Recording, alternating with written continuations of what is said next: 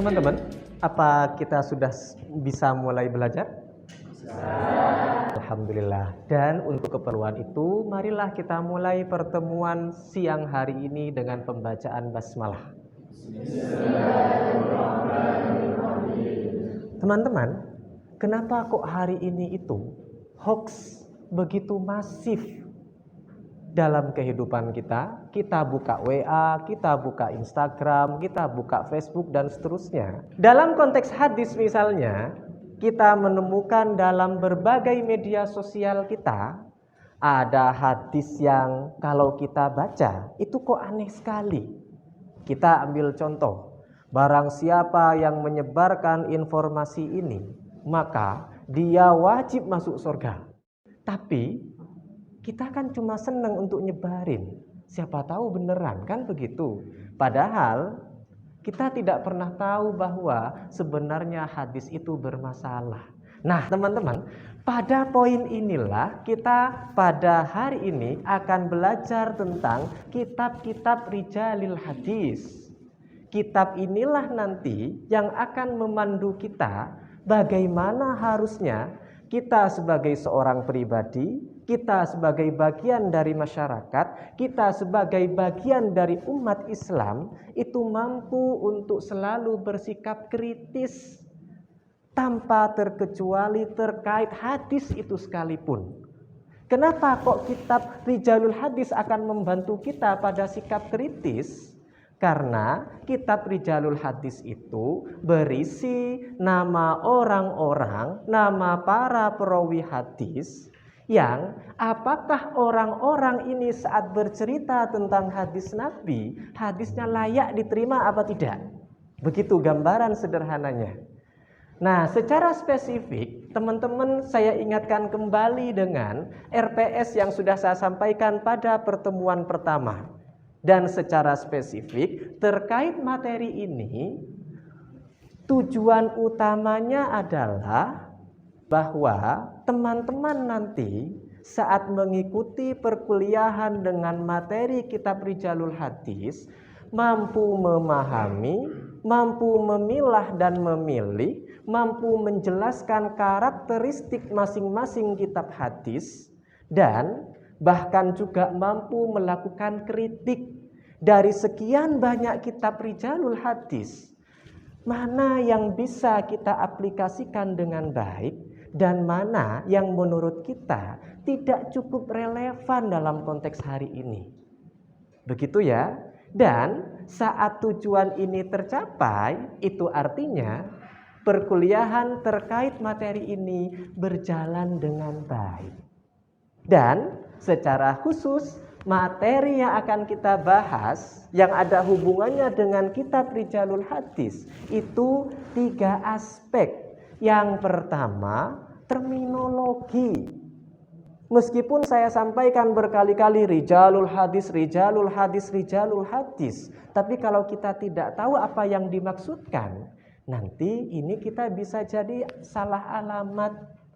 Dan yang kedua, kita akan mempelajari metode dan karakter penulisan dari kitab-kitab Rijalul Hadis.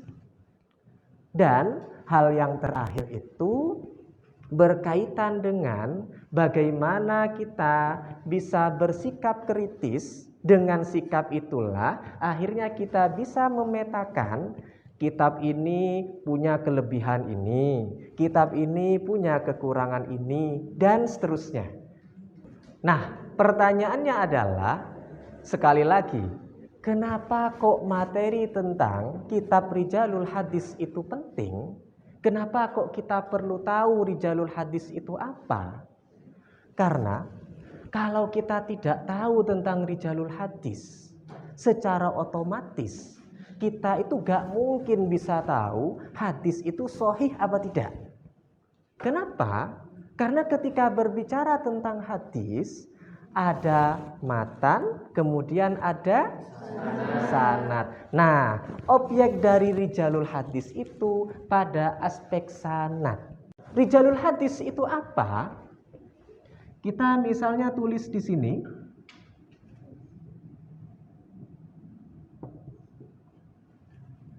rijal, ini hadis.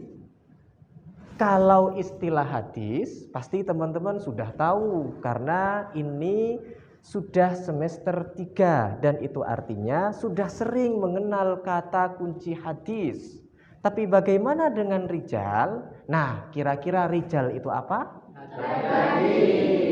Pertanyaannya adalah, apakah memang kemudian setiap orang yang meriwayatkan hadis itu mesti laki-laki? Tapi kenapa kok menggunakan kata rijal? Karena secara umum para perawi hadis itu adalah laki-laki. Tetapi dalam konteks ini, rijal tidak melulu berarti laki-laki. Begitu ya? Materi ini juga berkorelasi dengan materi kita yang lain, terutama yang berkaitan dengan kritik sanad hadis. Kita gak mungkin bisa mengkritik hadis dari aspek sanad kalau kita tidak tahu terkait ini. Sampai pada bagian ini, kita bisa menangkap korelasinya apa materi ini dengan yang lain. Nanti kita akan jelaskan bahkan korelasinya apa dengan keilmuan yang lain. Begitu ya.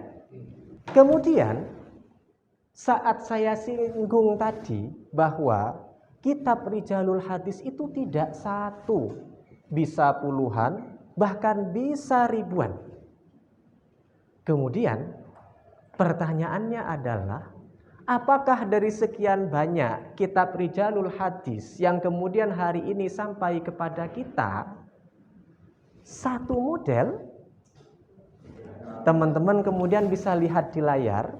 Saya memberikan contoh, ada 2 kitab yang ada di sini. Yang pertama, yang nomor 1 itu Tahdzibul Kamal, dan yang nomor 2 Ad-Du'afaul Kabir. Saya tanya sekali lagi, apakah keduanya sama? Tidak. Yang pertama, apa yang bisa teman-teman lihat? Yang pertama detail. Kemudian kitab yang kedua? Tidak detail. Dan itu artinya sekali lagi, selain kitab Rijalul Hadis itu beragam, pola penulisannya juga tidak seragam.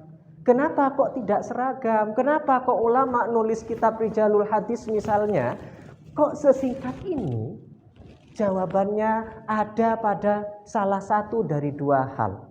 Yang pertama, biar kita selaku pembaca mudah memahami perawi di dalamnya.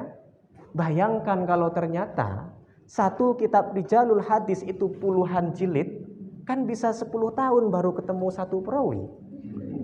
Kemudian yang kedua, itu dalam rangka menyadarkan kita bahwa tidak semua perawi hadis itu profilnya bisa ditelusuri dengan baik.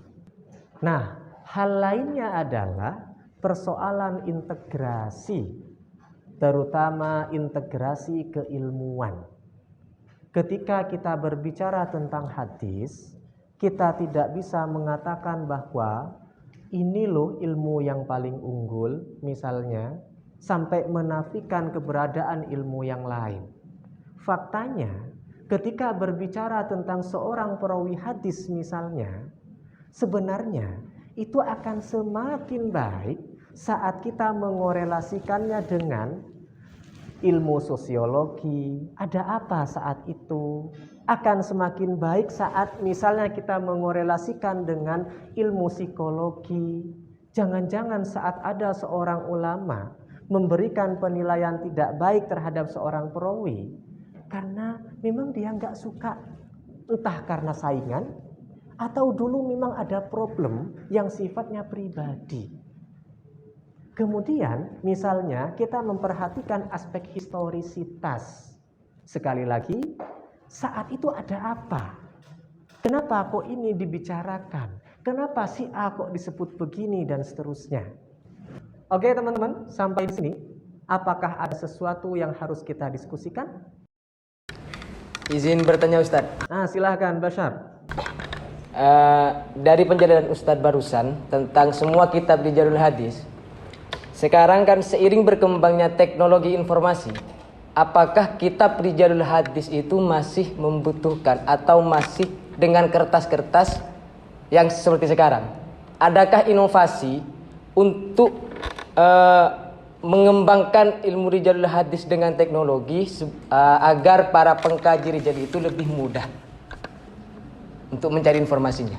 Oke, pertanyaan yang bagus, Bashar. Jadi teman-teman, kalau dari tadi kita berbicara tentang literatur yang ada di masa lalu, sebenarnya bukan kemudian kita katakan kitab-kitab itu tidak bisa beriringan dengan perkembangan teknologi kita. Kita ambil contoh, ada yang pernah tahu Maktabah Syamilah? Pernah, oke.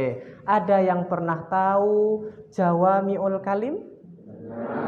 Nah, itu dua hal yang bisa kita jadikan contoh bahwa melacak periwayatan dalam hadis Nabi itu kita tidak harus menyeberangi sungai, menuruni lembah, menaiki gunung dan seterusnya. Kita hanya tinggal klik dan kita akan ketemu dengan siapapun itu, selama punya kuota internet. Dan yang kedua, selama HP dan atau laptopnya ada, gitu ya. Dan dengan cara itulah kenapa kok saya dari tadi memberikan paparan kitab Rijalul Hadis itu yang berbasis pada print out, berbasis kitab-kitab di masa lalu, karena itu hal yang masih bersifat dasar. Kita perlu tahu aspek yang paling dasar sebelum kemudian kita merambat pada sesuatu yang itu sifatnya pengembangan. Begitu ya, Bashar ya? Bisa dipahami, Ustaz. Terima kasih banyak, Ustaz. Nah, teman-teman, untuk mendalami materi kita, saya akan minta teman-teman itu diskusi kelompok. Kita akan bagi 4 kelompok.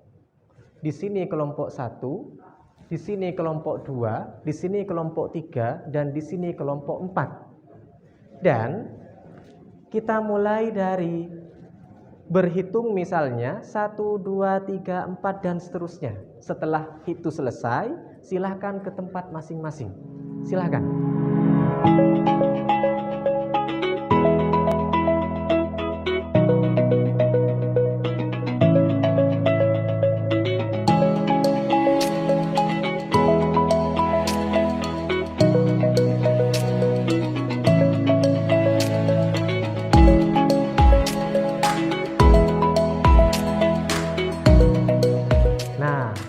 Diskusinya saya pikir sudah cukup. Nah, silahkan mulai dari kelompok 1 berdiri.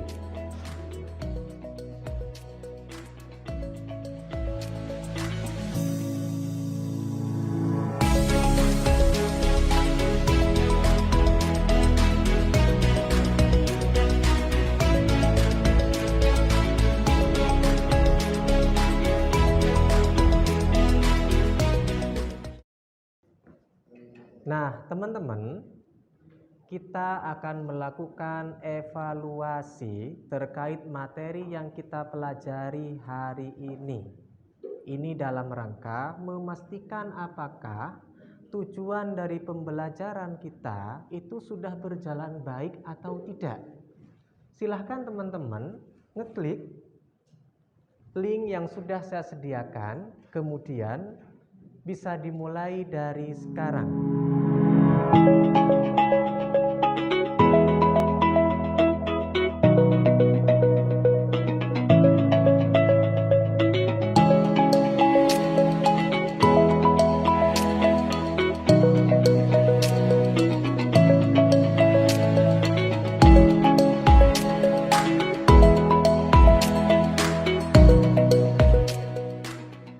Teman-teman, kita sudah berada di akhir sesi dan kuis sudah selesai. Kita jadi tahu bahwa ternyata hampir seluruh dari peserta kelas ini berhasil mencapai tujuan pembelajaran.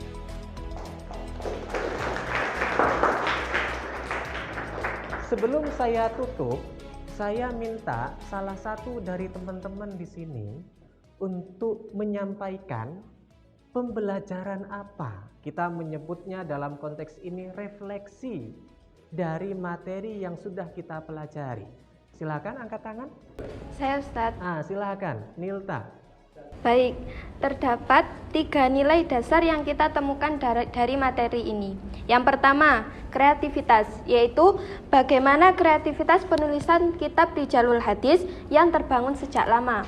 Kedua, kesadaran tentang literasi juga terjaga dengan sangat baik. Dan terakhir, yang ketiga, yaitu budaya kritis yang tampak menjadi prioritas di tengah-tengah mereka. Ketiganya tentu relevan dalam konteks hari ini dan juga bersifat universal. Sekian Ustadz. Baik Nilta, terima kasih banyak. Dan teman-teman, kira-kira begitu perkuliahan kita hari ini. Dan sebagai tindak lanjut, teman-teman bisa membaca beberapa literatur yang sudah saya siapkan. Itu ada link yang berisi tulisan-tulisan saya yang relevan dengan materi kita hari ini, termasuk relevan dengan materi kita yang akan kita pelajari minggu depan. Dan yang tidak kalah penting dari itu adalah silahkan cek e-learning. Di situ ada tugas yang harus teman-teman selesaikan yang sifatnya mandiri. Dan dari saya seperti itu, pastikan satu hal, teman-teman sehat. Pastikan hal yang lain lagi, teman-teman bahagia. Dari saya, terima kasih atas perhatian yang diberikan. Mohon maaf atas segala hal yang tidak berkenan. Dan kita akhiri dengan pembacaan hamdalah bersama. Dari saya, Assalamualaikum warahmatullahi wabarakatuh. Waalaikumsalam.